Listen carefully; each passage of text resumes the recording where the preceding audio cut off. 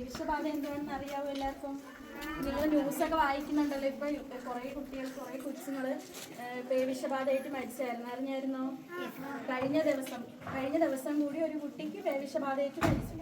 ഇനി അപ്പം നമുക്ക് ആർക്കും അങ്ങനെ ഒരു അവസ്ഥ വരരുത്. നിങ്ങളെ പോലെ സ്കൂളിൽ പോകാൻ ബാഗെല്ലാം റെഡിയാക്കി വെച്ചിരുന്ന ഒരു കുട്ടിയാണ് കഴിഞ്ഞ ദിവസം മനുഷ്യരിലേക്ക് പകരുന്ന ഒരു രോഗമാണ് പേവിഷബാധ. ഇത് നമ്മുടെ ഞരമ്പുകളെയാണ് ബാധിക്കുന്നത്. ഞരമ്പുകളെ ബാധിച്ചാൽ നമ്മുടെ തലച്ചോറിനെ ബാധിക്കും. അപ്പോഴാണ് നമുക്ക് പേവിഷബാധ ഏൽക്കുന്നത്. അതിനാൽ നമ്മളൊരു പട്ടി കടിച്ച് നമ്മുടെ ശരീരത്തിൽ ഞരമ്പിലോട്ട് കടന്ന് അത് നമ്മുടെ തലച്ചോറിൽ എത്തുമ്പോഴാണ് നമുക്ക് പേവിഷബാധ ഉണ്ടാകുന്നത്. അതിനു മുമ്പ് തന്നെ നമ്മൾ അതിന് പ്രഥമ ശുശ്രൂഷയും അതോടൊപ്പം തന്നെ ഇഞ്ചക്ഷൻ, കുത്തിവെപ്പും എടുക്കണം.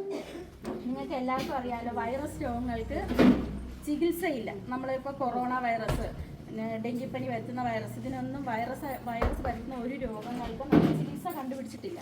അപ്പോൾ അതുപോലെ ഈ പേവിഷബാധ ഒരു വൈറസ് രോഗമാണ്. അപ്പോൾ അത് വന്നു കഴിഞ്ഞാൽ ചികിത്സയില്ല. വന്നു കഴിഞ്ഞ് രോഗലക്ഷണം വന്നു കഴിഞ്ഞാൽ ഉറപ്പായിട്ടും അയാൾ മരിച്ചു പോകും. അപ്പോൾ അതിന് മുമ്പ് അങ്ങനെ സംഭവിക്കാതിരിക്കണമെങ്കിൽ നമ്മൾ ആദ്യം ചെയ്യേണ്ട കുറച്ച് കാര്യങ്ങളുണ്ട്.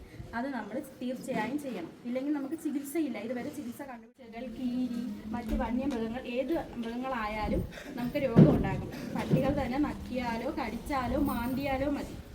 നമ്മൾ കടിക്കണമെന്നില്ല. നമ്മൾ നടന്നു പോകുമ്പോൾ നമ്മുടെ ദേഹത്തൊന്ന് നക്കുകയോ അല്ലെങ്കിൽ നമ്മുടെ പുറത്ത് ചെറിയ പോറൽ വരുത്തുകയോ അങ്ങനെ ചെയ്താൽ പോലും നമുക്ക് പേവിഷബാധ ഉണ്ടാകാം.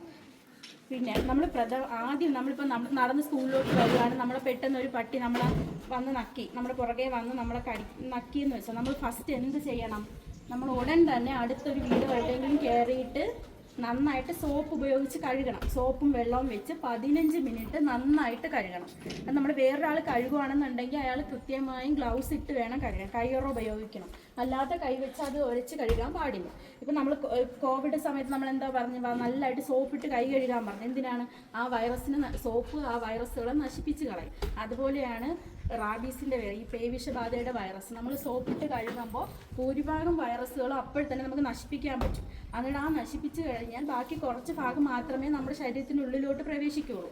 ഒരു 15 മിനിറ്റ് പൈപ്പ് തുറന്ന് വിട്ട് തന്നെ നമ്മൾ നന്നായിട്ട് സോപ്പ് ഉപയോഗിച്ച് കഴുകണം.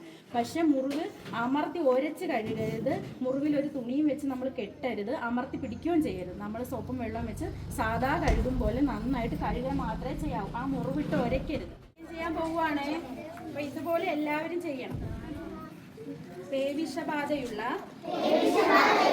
നായ, പൂച്ച, മറ്റു മൃഗങ്ങൾ എന്നിവയുടെ കടിയേറ്റാൽ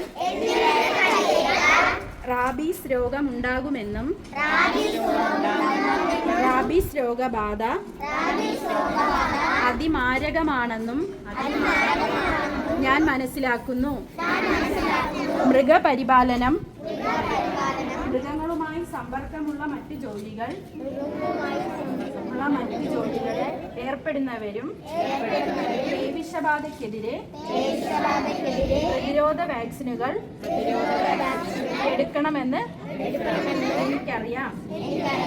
എനിക്കോ മറ്റുള്ളവർക്കോ മൃഗങ്ങളുടെ കടിയേറ്റാൽ അധ്യാപകർ അല്ലെങ്കിൽ മാതാപിതാക്കൾ, മുതിർന്നവർ എന്നിവരെ ഞാൻ അറിയിക്കും.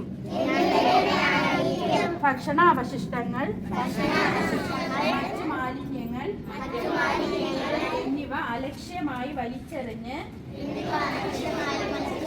തെരുവ് നായ, പൂച്ച എന്നിവയ്ക്ക് അനുകൂല സാഹചര്യം എൻ്റെ വിദ്യാലയത്തിലോ എൻ്റെ വീട്ടിലോ പൊതു ഇടങ്ങളിലോ സൃഷ്ടിക്കില്ല എന്ന് ഞാൻ ഉറപ്പു തരുന്നു. റാബീസ് രോഗം പ്രതിരോധ വാക്സിൻ എടുത്തില്ല എങ്കിൽ 100% മരണകാരണമാക്കുമെന്ന് ഞാൻ മനസ്സിലാക്കുന്നു. പേവിഷ പ്രതിരോധ പ്രവർത്തനങ്ങളിൽ ഇനിമേൽ ഞാൻ പങ്കാളിയായിരിക്കും എന്ന് ഇതിനാൽ പ്രതിജ്ഞ ചെയ്യുന്നു. ഇനി നമ്മുടെ വീട്ടിൽ ആരെങ്കിലും പൂച്ച മാന്തുകയോ കടിക്കുകയോ ചെയ്ത് എന്ത് ചെയ്യും? നമ്മൾ ഹോസ്പിറ്റലിൽ കൊണ്ടുപോകണം. ആദ്യം നമ്മൾ സോപ്പിട്ട് നന്നായിട്ട് കഴുകണം. നിങ്ങളാണെങ്കിലും ഒളിച്ചു വെക്കരുത്, വീട്ടിലോ അധ്യാപകരുടെ അടുത്തോ പറയണം.